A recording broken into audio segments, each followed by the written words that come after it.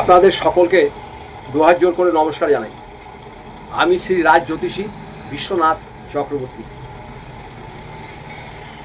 আজ আপনাদের সাথে যে বিষয়ে আলোচনা করব, বহু মানুষ আমাকে অনুরোধ করেছে যে গৃহে প্রচণ্ড পরিমাণে অশান্তি, গৃহে দারুণ অশান্তি, গৃহে টেকাই যাচ্ছে না।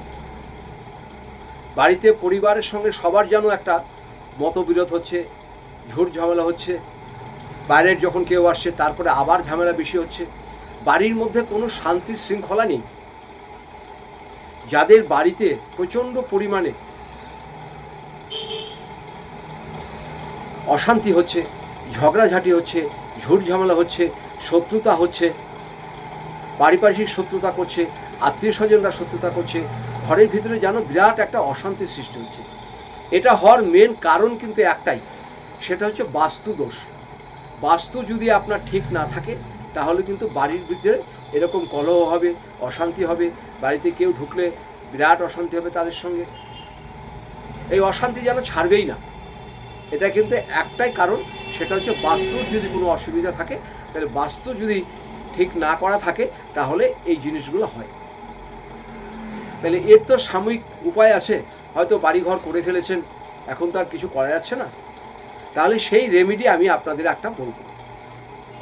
আপনারা একটি মাটির ঘট নেবেন, এটা করবেন শনিবার বা মঙ্গলবার। একটি মাটির ঘট নেবেন, মাটির ঘটের ভিতরে 7খানা কড়ি দেবেন।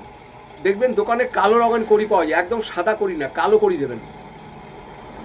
আর 7টা সুপারি দেবেন, আর তার ভিতরে 7টা পেরেক দেবেন, লোহার পেরেক যে হয় সে পেরেক। তাহলে 7টা সুপারি, 7টা কড়ি আর 7টা লোহার পেরেক ওর ভিতরে ওটাকে দিয়ে দেবেন ঘটের মধ্যে দিয়ে ছোট মাটির ঘট নেবেন, তাহলেই হবে। সেটাকে লাল কাপড় দিয়ে ভালো করে বাঁধবেন, লাল কাপড় দিয়ে ভালো করে বাঁধবেন। বাঁধার পরে কি করবেন, এটাকে শনিবার বা মঙ্গলবার সন্ধ্যাবেলা করবেন, সূর্য অস্ত পরে করবেন। এটাকে আপনার বাড়ির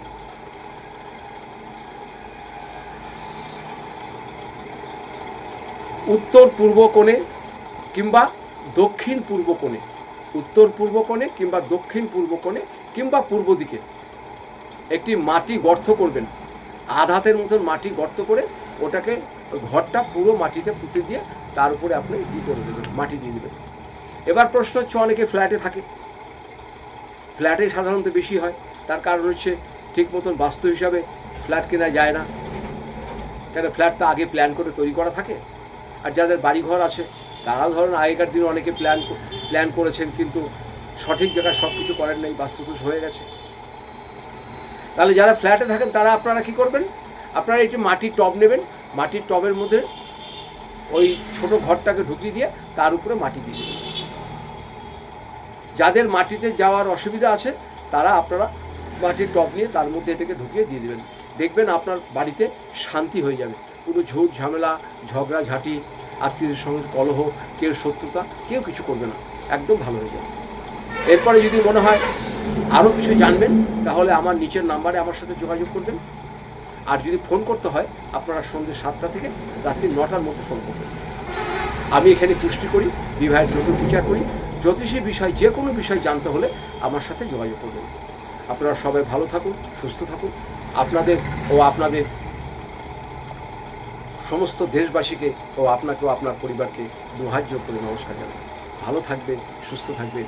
হরে কৃষ্ণ, হরে কৃষ্ণ, হরে কৃষ্ণ।